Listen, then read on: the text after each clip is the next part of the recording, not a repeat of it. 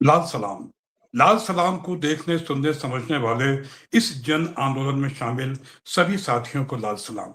आप जानते हैं, एक लंबे समय से हम इस कार्यक्रम के माध्यम से फांसीवाद के गहराते संकट को लेके कई कोणों से हमने बात की है। फांसीवाद का जब संकट गहराता है, तो समाज के कमजोर, वंचित तबके के हित संकट में पड़ जाते हैं। वो सामाजिक न्याय से वंचित हो जाते हैं।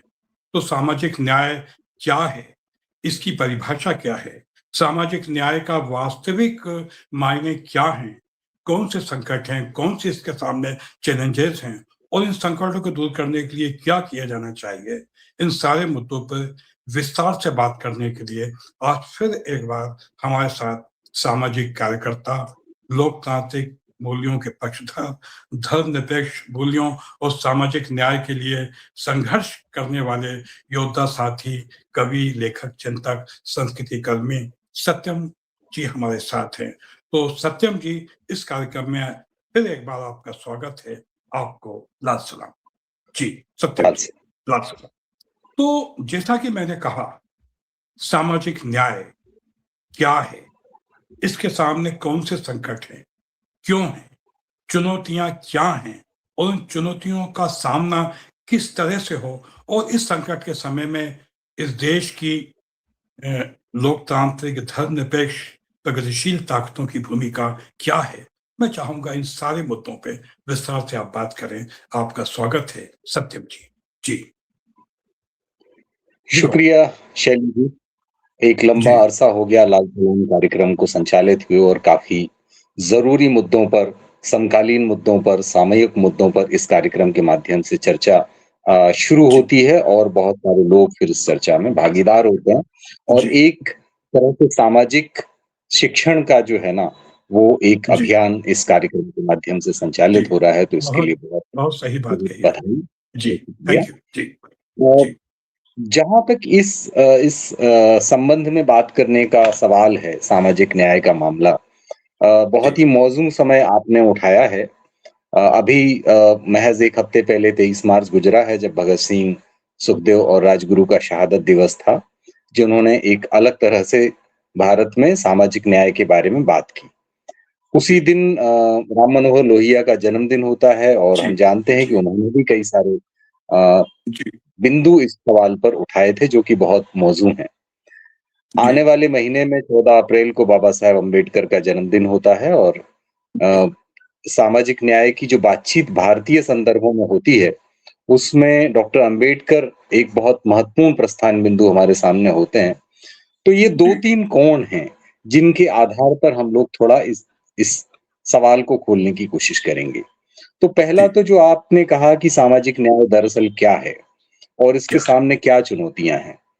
जी, मुझे ऐसा लगता है कि सामाजिक न्याय एक ऐसा संदर्भ है, एक ऐसा आदर्श है, जिसके जी, सामने हर वक़्त चुनौतियाँ होती हैं और न जी, केवल हमारे यहाँ बल्कि वैश्विक संदर्भों में भी अगर हम बात करते हैं, तो ये एक ऐसा मुद्दा है जिसके सामने चुनौतियाँ हमेशा रहती हैं। जी, क्योंकि हर एक समाज में ऐसे सत्ताधारी वर्ग होते हैं, ऐसे वर्चस्वशाली वर्ग होते हैं जिनके हाथ में बहुत सारे अधिकार होते हैं। और जी, बहुत सारा समुदाय, बहुत सारा समूह, बहुत सारा आवाम ऐसा होता है जिसके पास सामाजिक, आर्थिक, राजनैतिक अधिकार नहीं होते हैं और समाज में हर समय वर्ग संघर्ष का एक अ, वातावरण रहता है। कई जी, लोग इस वर्ग संघर्ष को नकारात्मक तौर पे लेने की कोशिश करते हैं। अ, मैं इसको जैसे मार्क्स ने समझाया उस तरह से देखता हूँ कि ये जो समाज में मौजूद वर्गीय अंतर्विरोध हैं, उनको एड्रेस जी, करने का, उनको संबोधित करने का एक तरीका है और वर्ग संघर्ष अगर सकारात्मक रूप से हो, अगर जी, सुचिंतित और वैचारिक रूप से समृद्ध हो, तो ये समाज में जी, सकारात्मक परिणाम लेके आता है और जी, एक ऐसे समाज की कल्पना ज़हन में रखता है जो वर्गहीन समाज हो, जो शोषण विहीन समाज हो। तो जी, जब हम सामाजिक न्याय की बात करते हैं, तो हमारे लिए सामाजिक न्याय का मतलब एक ऐसे समाज की तरफ आगे बढ़ना है, जहाँ वर्ग पर आधारित शोषण ना हो, जो जी, जहाँ शोषण किसी भी तरह का ना हो और जहाँ मनुष्यता मुक्ति की तरफ आगे बढ़ सके। तो जी, दरअसल मनुष्यता की मुक्ति का सवाल है और सामाजिक न्याय उसके दिशा में एक उठाया हुआ ज़रूरी कदम है। जी, अ, जब हम सामाजिक न्याय की बात करते हैं तो हमारे सामने एक शब्द आता है सामाजिक अन्याय। अन्याय। कुछ कुछ समय पहले हमारी संसद ने एक महत्वपूर्ण कानून पारित किया था जिसको वन अधिकार कानून के नाम से हम लोग जानते हैं। जी, सीके चंद्रप्पन साहब इसकी ड्राफ्टिंग कमेटी के चेयरपर्सन थे, जो कि भारत में वामपंथी नौजवान आंदोलन के एक तरह से निर्माताओं में से एक थे। तो इस कानून की शुरुआत होती है एक वाक्य के साथ। ये जी, वाक्य कहता है कि भारत में अभी तक आदिवासी समुदाय के साथ ऐतिहासिक अन्याय हुआ है। जी, तो आप देखिएगा कि ये हमारे एक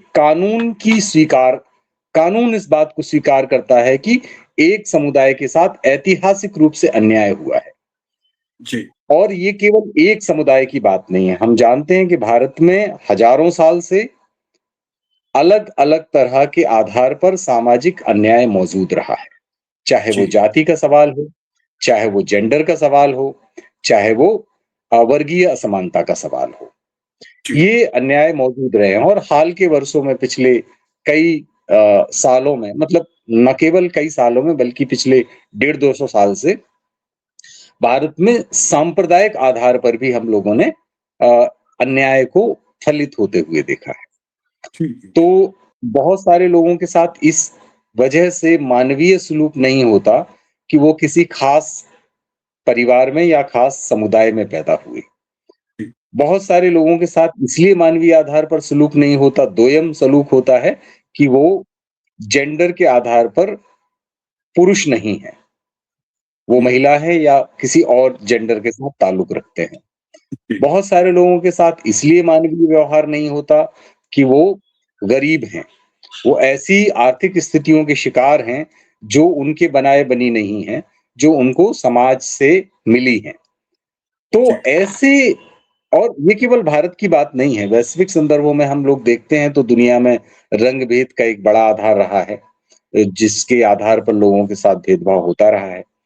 उपनिवेशवादी जो समाज रहे हैं, उनमें उन लोगों के साथ अपने आप एक तरह से भेदभाव होता रहा है, जो किसी और जी, देश के गुलाम रहे। हमको याद जी, आता है भारत में भी वो जो ब्रिटिश कैंटोनमेंट के बाहर लिखी हुई जो वाक्य होता था dogs and Indians are not allowed, ये हमारे ही देश में हमारे ही लोगों के लिए लिखा हुआ होता था। ये एक जी, तरह से केवल राजनीतिक अन्याय नहीं है, ये सामाजिक अन्याय है। और आगे की बातचीत में हम लोग इस बात पर चर्चा करेंगे कि अन्याय किसी भी तरह का हो, वो एक जी, दूसरे के साथ जुड़ता है, चाहे वो सामाजिक हो, आर्थिक हो, राजनैतिक हो। और अगर आप जी, इनमें से किसी एक को ठीक करने की कोशिश करते हैं, प्रकारांतर में आप अगर सामाजिक न्याय हासिल करने के लिए अभियान चलाते हैं, तो ये अभियान तब तक पूरा नहीं होता जब तक राजनैतिक और आर्थिक न्याय भी सुनिश्चित ना हो। सही तो बात है। इस प्रश्न पर इतना फिर हम लोग आगे बात करते हैं आपके सवाल नहीं, नहीं, और आपने बिल्कुल कहा। तो सामाजिक न्याय को हासिल करने में प्रगतिशील मूल्यों और वैज्ञानिक समझ की क्या भूमिका है? मैं चाहूँगा थोड़ा इस पे थोड़ा साफ साफ करें। जी, प्रगतिशील मूल्यों, जी, वैज्ञानिक समझ। जी, बिल्कुल, बिल्कुल। तो अगर इस सवाल को हम लोग देखते हैं तो हम फिर से थोड़ा-सा पीछे जाने की कोशिश करेंगे जी, जी, कि दरअसल सामाजिक न्याय के लिए क्या अभियान हमारे यहाँ संचालित हुए। मैं भारत के संदर्भ जी, में ज़्यादा बात करने की कोशिश जी, करूँगा ताकि बात करने में भी आसानी हो और साथियों को समझने में जी, भी। जी, तो आप देखिएगा कि एक बड़ा जो मूवमेंट हमारे यहाँ शुरू होता है, वो भक्ति आंदोलन के साथ शुरू होता है। हुँ, उसके पहले भी बहुत सारी चीज़ें थी जिनके बारे में चर्चा की जा सकती है, ख़ास तौर पे जो श्रमण परंपरा आई, जो श्रमण दर्शन आए बौद्ध और जैन और उसके और चारवाक उसके समय किस तरह से चीज़ें होती हैं, जहाँ लोगों के बीच में बराबरी की बात होती है। लेकिन बहुत स्पष्ट तौर पर भक्ति आंदोलन इस सवाल को सबसे पहली बार महत्वपूर्ण ढंग से उठाता है। और आप देखिएगा कि इसको लीड करते हैं कबीर, मीरा, नानक, दादू, रैदास, ऐसे तमाम सारे कवि जो समाज के वंचित समुदाय से आ रहे थे। जब मैं वंचित समुदाय कहता हूँ तो मैं बहुत सचेत होता हूँ, मैं मीरा को शामिल कर रहा हूँ और मीरा उस जाति से नहीं आती थी जिसको वंचित माना जाता था, लेकिन सामाजिक न्याय की मेरी परिभाषा में जेंडर हमेशा महत्वपूर्ण चीज़ है और महिलाओं के साथ होने वाली जो गैर-बराबरी है, वो भी सामाजिक अन्याय का एक और रूप है।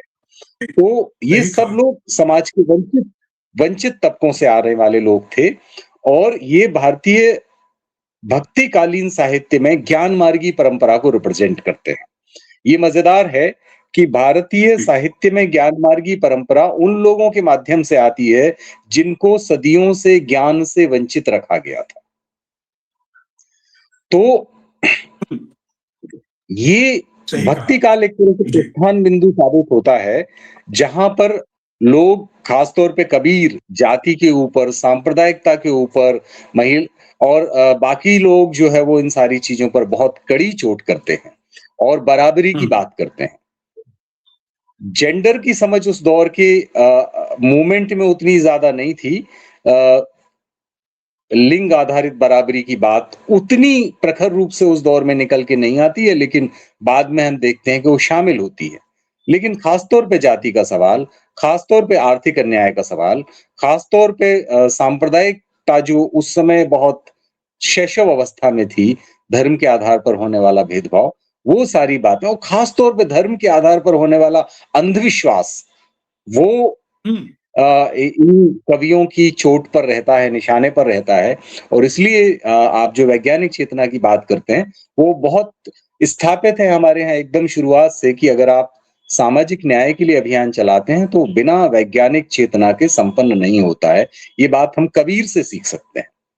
बहरहाल जी, अ, आगे बढ़ते हैं और देखते हैं कि जो आधुनिक काल आता है, जहाँ उपनिवेशिक सत्ता हमारे यहाँ स्थापित हो जाती है और उसके दौर में बहुत सारे अभियान चलते हैं। हम देखते हैं राजा राम मोहन राय का मूवमेंट, हम देखते हैं केशव चंद्र सेन का, नारायण गुरु का उसके बहुत काफ़ी दिनों बाद अम, फुले का और सावित्रीबाई फुले होते हैं। फातिमा बढ़िया। शेख आती हैं। तो हुँ, यहाँ तक आते-आते हम देखते हैं कि ये जो सामाजिक न्याय की लड़ाई है, वो जाति के सवाल से आगे बढ़ती है, जाति का सवाल शामिल रहता है, लेकिन वो महिलाओं की बराबरी की बात पर भी आ जाते हैं और बाकी सारे मुद्दे तो रहते हैं। इसमें एक बड़ा सवाल जो है, जैसे ही आप महिलाओं को शामिल करते हैं वंचना की कैटेगरी में, जो कि बहुत लोग नहीं करते हैं, तो फिर बहुत सारे बिंदु ओपन होते हैं। उसमें बालिका शिक्षा का सवाल आता है, उसमें शिक्षा का भी सवाल आता है, शिक्षा सबके लिए। उसमें उसमें बाल विवाह पर रोक लगाने की बात होती है, उसमें विधवा विवाह की बात होती है, उसमें बहुत सारी बातें ऐसी होती हैं जो समाज की आधी आबादी के बारे में संबोधित होती हैं और उनके लिए जस्टिस की बात होती है। तो ये सारे सवाल जो है वो सामाजिक न्याय की लड़ाई में हमारे सामने उठाए जाते हैं। ठीक जिसमें कहा। वो सवाल भी होते हैं कि अ, दलित समुदाय के लोगों को सड़क पर खास तरह के कपड़े पहनकर या अगर कोई सामने आ जाए तो उनको चिल्ला करके आवाज करने की बात। ये सारे सवाल जो है वो बहस में आते हैं और लोग चर्चा करते हैं कि ऐसा किसी मानवीय समाज में कैसे हो सकता है, जहाँ किसी व्यक्ति को सिर्फ इसलिए उसकी छाया पड़ने से रोका जाए कि वो एक खास जाति में पैदा हुआ है। 20वीं सदी दुनिया भर में परिवर्तनों को लाने की एक बहुत महत्वपूर्ण सदी साबित होती है। इसके पहले हम लोग देखते हैं कि फ्रेंच रेवोल्यूशन से 3 महत्वपूर्ण शब्द, 3 महत्वपूर्ण विचार हमारे बीच में आ चुके थे, बंधुता, समानता और लोकतंत्र। और आगे की दुनिया में ये तीनों विचार बहुत महत्वपूर्ण बनने वाले थे और सामाजिक न्याय की जब हम बात करते हैं तो ये विचार दरअसल वहाँ से निकलता भी है, बंधुता, समानता और लोकतंत्र। 20वीं सदी की शुरुआत सोवियत क्रांति के साथ होती है, पहले महायुद्ध के साथ होती है और सोवियत क्रांति एक तरह से बहुत सारी चीज़ों को दुनिया में स्थापित करती है। हमारे यहाँ अंबेडकर साहब आते हैं और वो इस विचार को, सामाजिक न्याय के विचार को भारतीय संदर्भों में और स्पष्ट रूप से पेश करते हैं। जहाँ संसाधनों पर बराबरी के स्वामित्व की बात भी होती है। पानी जैसे सवाल पर किसी को वंचित ना किया जाए, धार्मिक आस्थाओं से किसी को वंचित ना किया जाए, इसको लेकर के महाड़ और काला राम मंदिर प्रवेश सत्याग्रह डॉक्टर अंबेडकर के नेतृत्व में होते हैं। गांधी आते हैं, गांधी एक नए तरह से, एक अलग तरह से सामाजिक न्याय के सवाल को रखते हैं और हम देखते हैं कि एक बहस, एक स्वस्थ बहस डॉक्टर अंबेडकर और गांधी के बीच में होती है, जिसकी जी, परिणति पूना पैक्ट के रूप में होती है। जी, जी, तो इसके बाद एक महत्वपूर्ण प्रस्थान बिंदु आता है, भारत की आजादी की लड़ाई और उसका समापन हमारे आजादी के साथ, और भारतीय आजादी के जो मूल्य थे, वो भारतीय संविधान में हमको प्रतिफलित होते हुए दिखाई देते हैं। तो भारत का संविधान अपनी उद्देशिका में गारंटी करता है सामाजिक, आर्थिक, राजनीतिक न्याय की। मानवीय गरिमा को वो सुनिश्चित करता है, और न केवल उद्देशिका में, बल्कि अगर हम पूरे संविधान को देखते हैं तो मौलिक अधिकारों में, राज्य के नीति निर्देशक तत्वों में, हमारे जो फंडामेंटल ड्यूटीज हैं उनमें, तमाम सारी जगहों पर भारतीय संविधान सामाजिक न्याय को प्रतिस्थापित करने में, सुनिश्चित करने में, उसकी गारंटी करने में एक बहुत महत्वपूर्ण दस्तावेज के तौर पर हमारे सामने आता है। और ये दिखाई देता है कि उद्देशिका में भी जिस वाक्यांश में इस शब्द का इस्तेमाल हुआ है, वो वाक्यांश एक साथ ही सामाजिक, आर्थिक और राजनीतिक न्याय की बात करता है। तो हम बार-बार इस सवाल को, इस बात को कहते रहेंगे कि जब भी हम सामाजिक न्याय की बात करते हैं, तो ये आर्थिक और राजनीतिक न्याय के साथ ही देखा जाना चाहिए। जैसे उदाहरण के तौर पर मैं आपको 2-3 बातें बताता हूँ। एक बात तो ये है कि भारत दुनिया का वो पहला देश है, जिसने अपने संविधान लागू होने के बाद पहले दिन से यूनिवर्सल फ्रेंचाइजी को सुनिश्चित किया। यानी देश में रहने वाला प्रत्येक व्यक्ति जो एक आयु को हासिल कर कर चुका है, जो उस वक्त 21 साल थी और बाद में 90 के दशक में जिसको 18 साल किया गया, वो उसको वोट डालने का अधिकार होगा। उसको बिना किसी भेदभाव के मताधिकार का, अपने राजनीतिक नेतृत्व को चुनने का अधिकार होगा। हुँ, महिलाओं को पहले दिन से अधिकार मिला, सामाजिक जी, रूप से वंचित लोगों को पहले दिन से ये अधिकार मिला। हम जानते हैं कि दुनिया के बहुत सारे मुल्कों में, खासतौर पे अमेरिका जैसे। अमेरिका में, हुँ, जो हाँ, हुँ, बहुत सारे देशों में उनकी आज़ादी के 150 साल बाद महिलाओं को वोटिंग राइट मिला। जो जी, कलर्ड पीपल हैं, जिनको, जो रंग-भेद के शिकार रहे हैं, उनको बहुत लंबे अरसे बाद, खासतौर पे सिविल वॉर के बाद ये अधिकार मिला, और ठीक-ठीक तौर पे तो उनको बराबरी जो मिली वो 20वीं शताब्दी के उत्तरार्ध में हासिल हुई। लेकिन भारतीय संविधान पहले दिन से ये अधिकार, ना केवल वोट डालने का अधिकार, बल्कि चुने जाने का अधिकार भी देता है। बड़ी बात है। जी, तो जब तक ये राजनीतिक अधिकार हासिल नहीं होता है, तब तक सामाजिक बराबरी हासिल होना बहुत मुश्किल काम था। और जी, अगर भारतीय समाज को देखें तो इस एक प्रस्थान बिंदु ने राजनीतिक न्याय के, कि उसको चुनने का और चुने जाने का अधिकार होगा किसी भी व्यक्ति को। उसने, एक व्यक्ति एक वोट के सिद्धांत का जो का क्रियान्वयन किया, उसने हर व्यक्ति को राजनीतिक तौर पर एक बराबर की यूनिट बना दिया, और इस कदम ने उसके सामाजिक न्याय को हासिल करने में बहुत महत्वपूर्ण योगदान किया।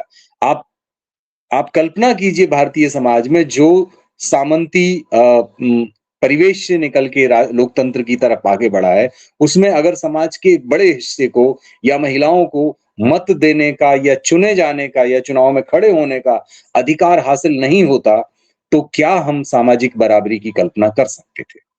ये बहुत बड़ी बात है। और ये भारतीय आपने बड़ी संविधान महत्वपूर्ण बात। केवल चुनने और चुने जाने का अधिकार नहीं देता। भारतीय जी, संविधान एक सकारात्मक भेदभाव करता है, जिसको पॉजिटिव डिस्क्रिमिनेशन कहते हैं, और जो एक तरह से इक्विटी के सिद्धांत से आता है, समता के सिद्धांत से आता है, जहां जरूरतमंद को थोड़ा मदद दे करके बराबरी पर लाए जाने की बात होती है। वो संसद, विधानसभाओं और स्थानीय निकायों में समाज के कमजोर तबकों के लिए, समाज के वंचित, सामाजिक रूप से पिछड़े समुदायों के लिए रिजर्वेशन की व्यवस्था भी करता है। तो संसद और विधानसभाओं में ऐसे साथियों के लिए सीटें रिजर्व रखी जाती हैं, जो अनुसूचित जाति या जनजाति से आते हैं। स्थानीय निकायों में अनुसूचित जाति, जनजाति, अन्य पिछड़ा वर्ग और महिलाओं के लिए सीटें आरक्षित की जाती हैं। आप सोचिए अगर ये परियोजना नहीं होती, तो क्या बहुत बड़ी तादाद में आज जो हमारे पास महिला जनप्रतिनिधि दिखाई देते हैं, खासतौर पे निचली जो लोकतांत्रिक पायदान है, पंचायत और शहरी व्यवस्थाएं, अर्बन लोकल बॉडीज, उनमें महिलाएं कहाँ होती?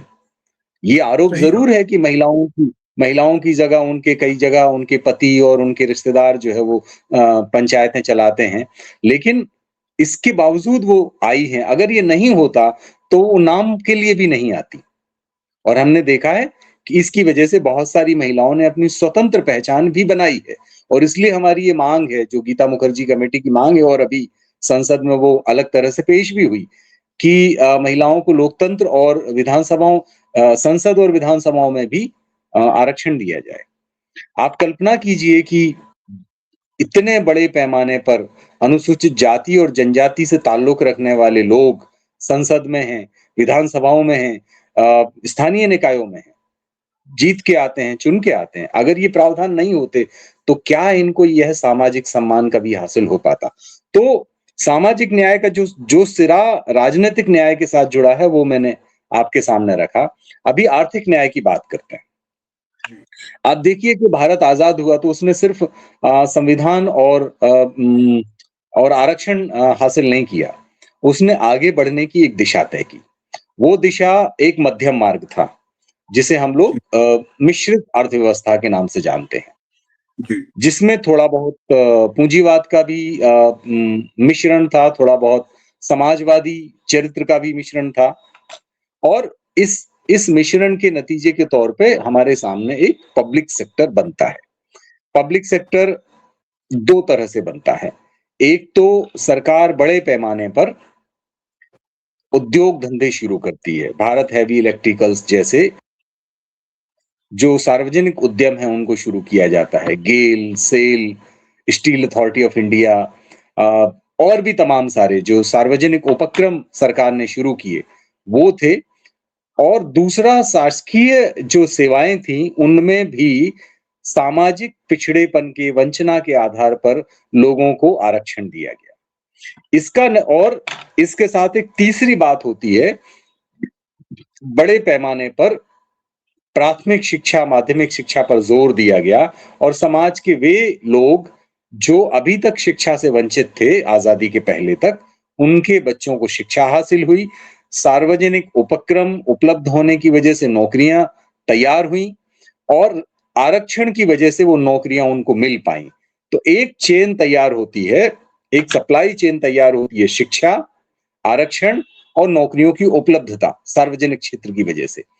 इन तीनों चीजों की उपलब्धता की वजह से बड़े पैमाने पर आदिवासी समुदाय से, दलित समुदाय से, पिछड़े समुदायों से नौजवान नौकरियों में आते हैं। अच्छा सम्मानजनक वेतन हासिल होता है और उनका आर्थिक सशक्तिकरण होता है। अभी जो लोग सरकारी नौकरियां हासिल करते हैं और ऊंचे पदों पर पहुंचते हैं, आईएएस, आईपीएस भी बनते हैं,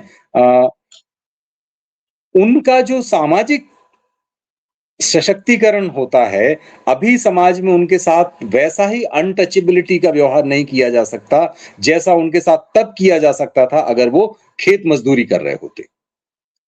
जी, तो उसकी वजह से उन्हें सामाजिक न्याय हासिल होता है। तो सही कहा। ये बात मुझे लगता है कि बहुत गौर करने वाली है। वो नौकरियां हासिल करते हैं, शहर में आते हैं, उनके बच्चे ऊंची पढ़ाई पढ़ते हैं और फिर नौकरियों में आते हैं और एक तरह से एक आर्थिक बदलाव का जो रास्ता शुरू होता है, उनके परिवारों का क्लास बदल जाता है बेशक। और वो कई बार उस तरह से बिहेव भी करते हैं जो दूसरे समुदाय के लोग भी करते हैं।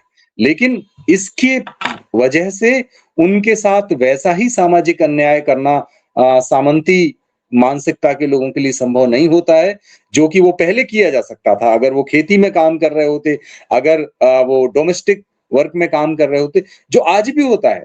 जो महिलाएं घरों में काम करती हैं, वो उन्हीं समुदायों से आती हैं जो सामाजिक रूप से वंचित हैं।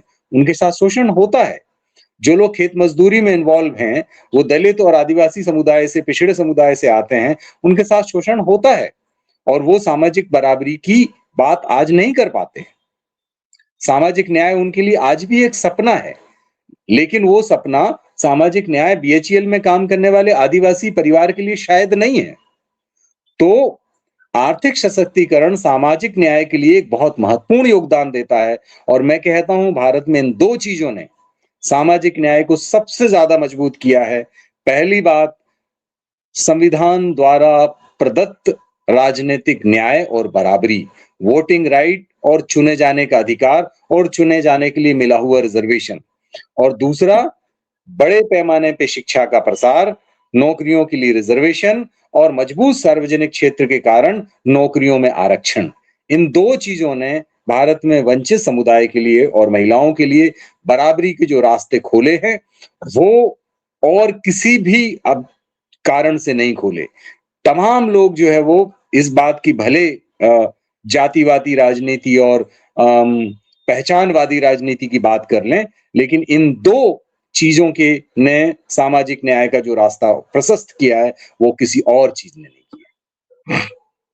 ठीक कहा। जी बहुत ही शैलेश। अच्छे से आपने इसकी परिभाषित किया, उसकी व्याख्या करी। मैं इससे संबंधित 2 मुद्दों पे और आपका ध्यान खींचना चाहूँगा कि हमने देखा कि कई बार सामाजिक न्याय के लिए संघर्ष करने वाली ताकतें प्रगतिशील मूल्य और वैज्ञानिक समझ ना होने पर शुरू में तो उनका एक क्रांतिकारी स्वरूप होता है, लेकिन कुछ समय बाद उनमें ठहराव आ जाता है और वो मुख्य लक्ष्य से वंचित से भटक जाती हैं और वो भी कहीं न कहीं उन ताकतों के साथ तालमेल उनका हो जाता है, जो कि सामाजिक न्याय में बाधक बनती हैं। तो ये ऐसा क्यों होता है?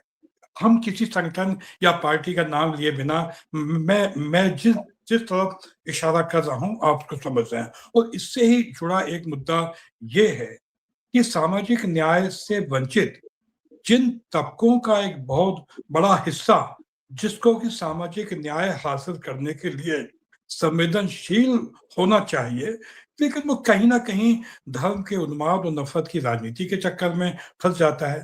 तो ये तो मुद्दे हैं, ऐसा क्यों होता है और इन मुद्दों को दूर करने के लिए क्या किया जाना चाहिए?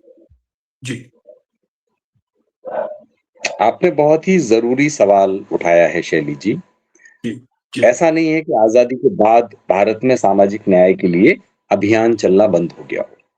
हम जी, जानते हैं कि मैं जिस सार्वजनिक क्षेत्र की बात कर रहा था, उसकी वकालत तो वामपंथी शक्तियों के अलावा और कोई नहीं कर रहे थे। तो जी, और सबको सबको शिक्षा के लिए भी। तो 2 तरह के रास्ते बाद में सामाजिक न्याय के लिए दिखाई देने लगे।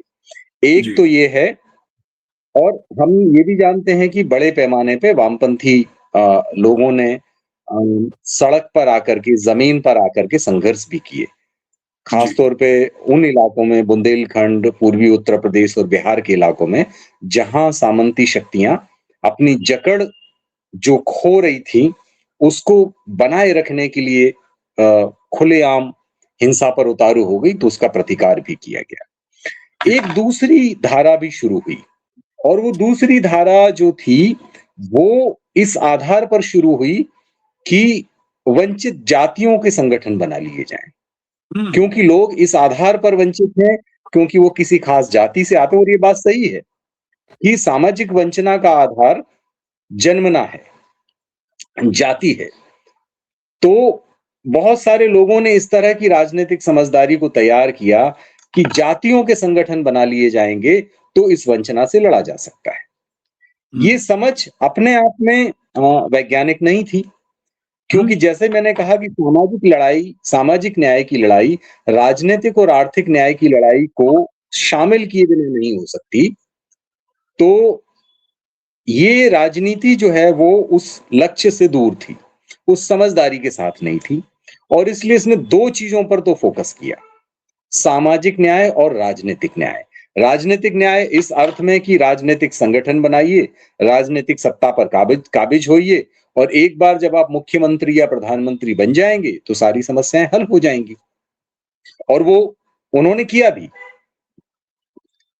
राज्यों में सरकारें बनी इस तरह की पार्टियों की, हम लोग जानते हैं कि बहुत सारे राज्यों में अलग-अलग वक़्तों पर ऐसी सरकारें बनी और एक हद तक उनकी तरफ से प्रयास भी हुए कि वो हुँ, इस तरह के कानून बनाएँ, जिससे सामाजिक वंचना कम होती हो, छुआ-छूत को लेकर के कड़े कानून बने। दलितों, वंचितों, पिछड़ों और बाद में अलग-अलग तरह के शब्द इस्तेमाल होने लगे, अति पिछड़ा, महादलित, इन सबको भी समाहित किया जाए शासकीय मशीनरी के अंदर। लेकिन और तो ये सशक्तिकरण हुआ, पर ये सशक्तिकरण आप समझिए कुछ ही लोगों का हो सकता था। भारत में 5,000 के आसपास विधानमंडल की सदस्य हैं। 600-700 जो 700-800 संसद के सदस्य हैं। तो इतने में ये संभव नहीं है कि भारत में जो तमाम दलित, आदिवासी, पिछड़े और महिलाएं हैं, उनको समाहित किया जा सके। तो कुछ लोग सांसद बने, कुछ लोग विधायक बने, कुछ मुख्यमंत्री भी बने, राजनीतिक सत्ता भी आई, लेकिन इससे जमीन पर मौजूद दलित के जीवन में क्या असर पड़ा? ये वो समय था हुँ, जब जाति की राजनीति उभार पर आ रही थी और मैं इसको हमेशा बहुत क्रिटिकली नहीं देखता हूं, मैं हमेशा इसको खारिज नहीं करता हूं, मैं कई बार इसको जी, पॉजिटिवली भी देखता हूं। जी, लेकिन ये वो समय था जब जाति की राजनीति के आधार पर बनने वाले संगठन राजनीतिक सत्ता हासिल कर रहे थे। उसी दौर में भूमंडलीकृत आर्थिक नीतियां आ रही और सार्वजनिक जी, क्षेत्र पर खत्म किया जा रहा था। योजनाबद्ध तरीके से सार्वजनिक क्षेत्र को धीरे-धीरे खत्म किया जा रहा था। तो हम कहते हैं मंडलीकरण, भूमंडलीकरण और कमंडलीकरण। ये तीनों प्रोजेक्ट लगभग एक ही साथ चल रहे थे और मुझे आश्चर्य नहीं होता कि ये तीनों प्रोजेक्ट कहीं न कहीं एक दूसरे की मदद कर रहे थे। तो कास्ट की पॉलिटिक्स ने किस तरह से रिलीजन की पॉलिटिक्स को मजबूत किया और हुँ, सांप्रदायिकता को आधार उपलब्ध कराया और इन दोनों राजनीतियों ने किस तरह से भूमंडलीकरण की वैश्विक परियोजना को सपोर्ट किया, ये चिंता उपजाने वाला था।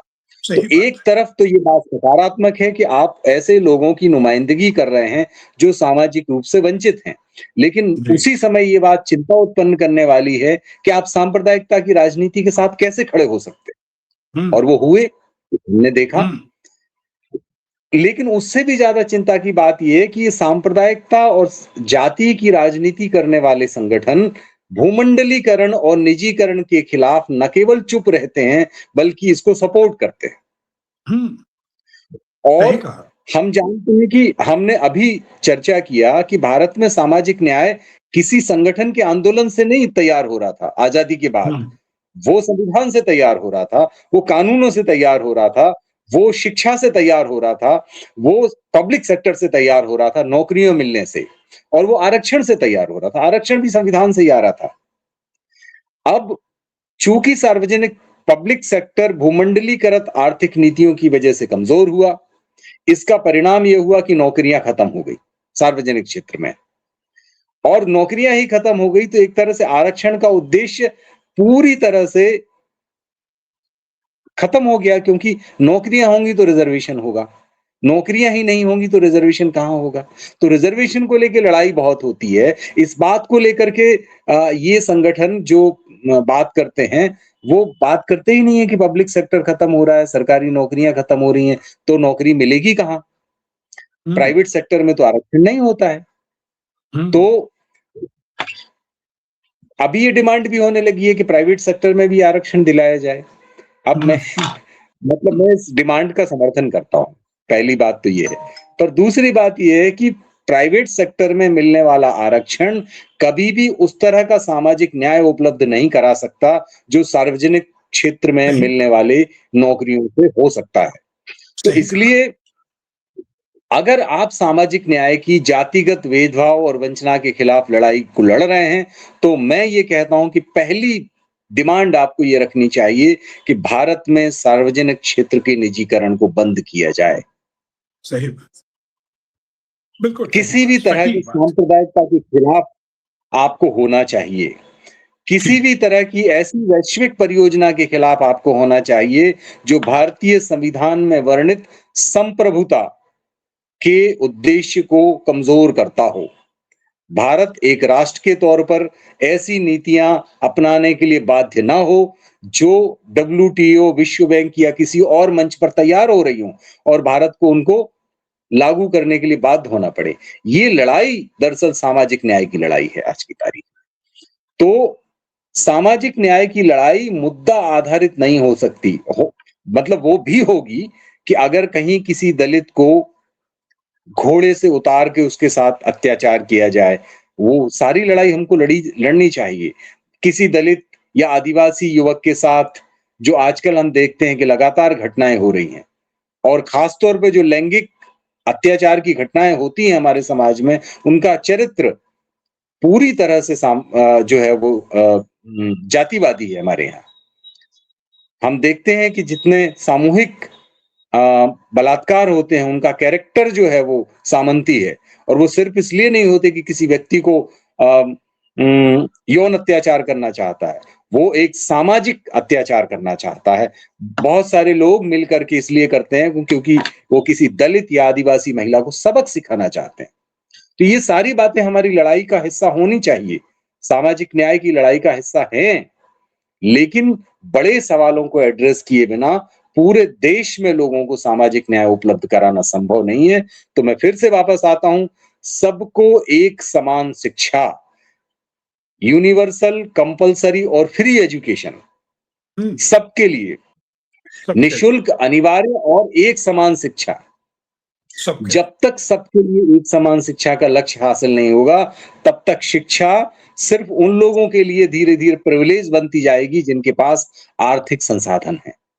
शिक्षा का निजीकरण, शिक्षा का व्यवसायीकरण रोका जाना और सबके लिए एक समान निशुल्क और अनिवार्य शिक्षा आज की तारीख में मुझे लगता है कि सामाजिक न्याय के लिए सबसे बड़ी डिमांड होनी चाहिए। दूसरी डिमांड, सार्वजनिक क्षेत्र को निजीकरण को रोका जाए, अधिक से अधिक सरकारी नौकरियों का सृजन किया जाए, जो पद खाली पड़े हैं उनको भरा जाए, खत्म ना किया जाए जो कि आजकल हो रहा है, और जो भी बैकलॉग, जो भी नौकरियां आरक्षित पोजीशन के लिए हैं, उनको किसी और तरीके से कर लिया जाता है, भर्ती कर लिया जाता है दूसरी क्लास के लोगों की तरफ से, उसको बंद किया जाए।